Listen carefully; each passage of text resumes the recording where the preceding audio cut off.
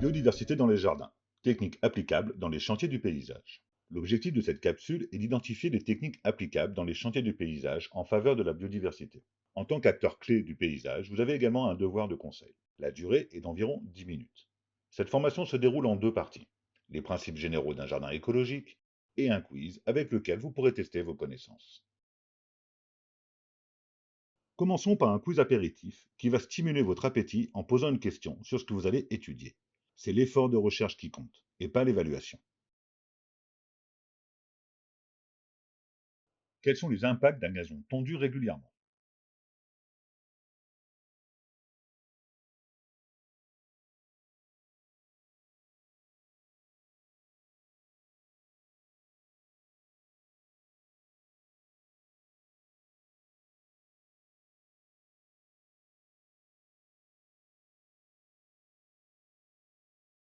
Favoriser la petite faune et respecter le sol font partie des principes fondamentaux du jardin écologique.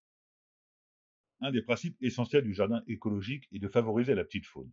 Cela passe par différentes étapes, comme l'installation de refuges pour les insectes, la plantation de haies diversifiées, à fleurs et à fruits, et laisser sur les grands espaces de pelouse une partie en prairie.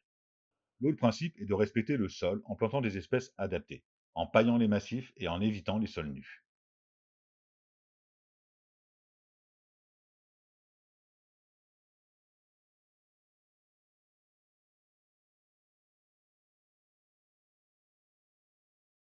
Les meilleurs refuges restent les arbres morts, les haies diversifiées, les tas de bois et une végétation haute.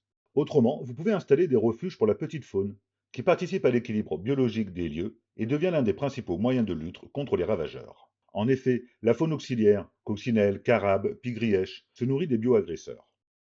Les abris manufacturés, cabanes à insectes, nichoirs, peuvent également avoir un intérêt avant tout pédagogique.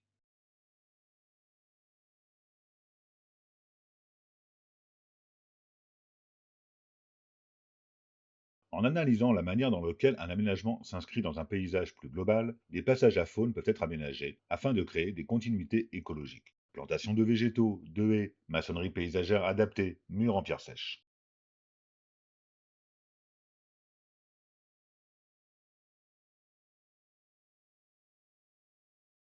Laisser une partie en prairie sur les espaces herbacés. La prairie sert de gîte à un cortège d'animaux et de végétaux variés. La présence d'une flore fleurie apporte également une structure paysagère, combinée à des techniques de fauche différenciées.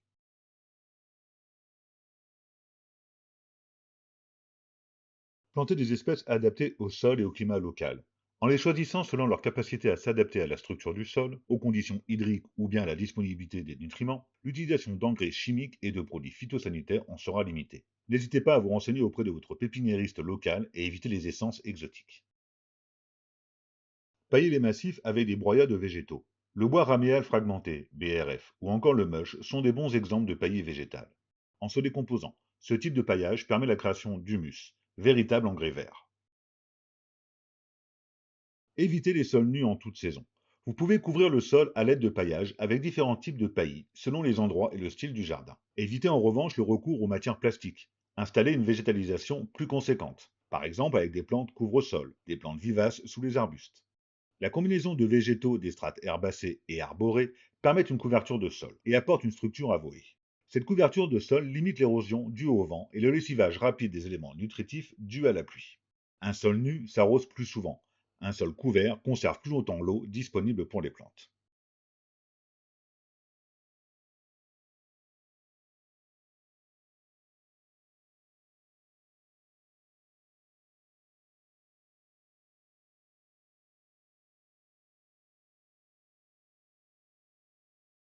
Certaines pratiques sont incompatibles avec un jardin écologique. Évitez l'utilisation de traitements phytopharmaceutiques. Ces traitements visent à détruire les arthropodes, les mousses, les adventices et la petite faune considérée comme indésirable. Éviter l'utilisation du bêchage et le travail du sol par retournement des couches superficielles. Cette pratique ancienne qui visait à ameublir le sol en mélangeant les horizons du sol le déstructure et perturbe la vie du sol. Pour exemple, les micro-organismes assurent la fertilité de ce sol en dégradant la matière organique. La typologie des micro-organismes en surface n'est pas identique à celle vivant à 30 cm de profondeur. En mélangeant ces profondeurs, vous diminuez les fonctionnalités écologiques et donc les bienfaits procurés aux plantes. L'ameublissement du sol peut se faire avec des outils adaptés, comme la grelinette, ou simplement grâce à la décomposition d'une couche épaisse de compost et de BRF, épandue sur le sol en automne. Si vous devez excaver, prélevez chaque horizon du sol un par un en ne les mélangeant pas. Replacez-les ensuite de manière à retrouver la structure d'origine.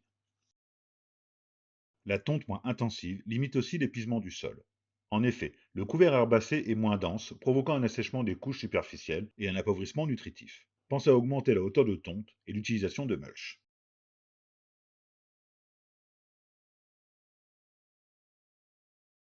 Identifiez les solutions les plus vertueuses pour la biodiversité.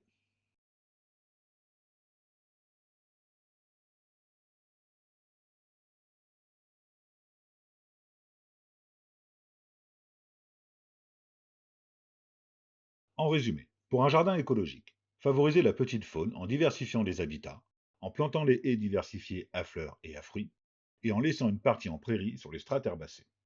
Respectez le sol en plantant des espèces adaptées et en paillant les massifs. Évitez les traitements phytosanitaires et la destruction du sol.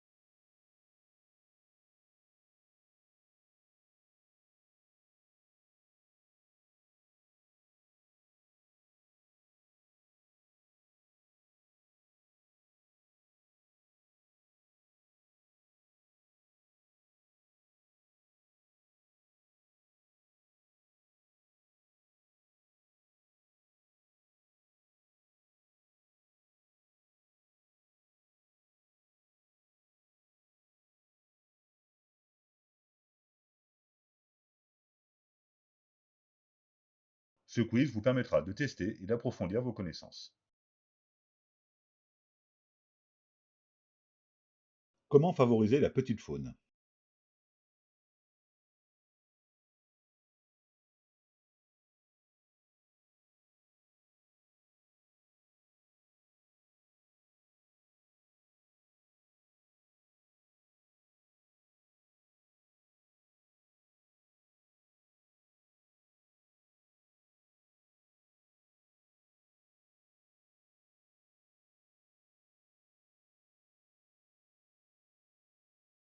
Que faut-il éviter pour créer des jardins écologiques?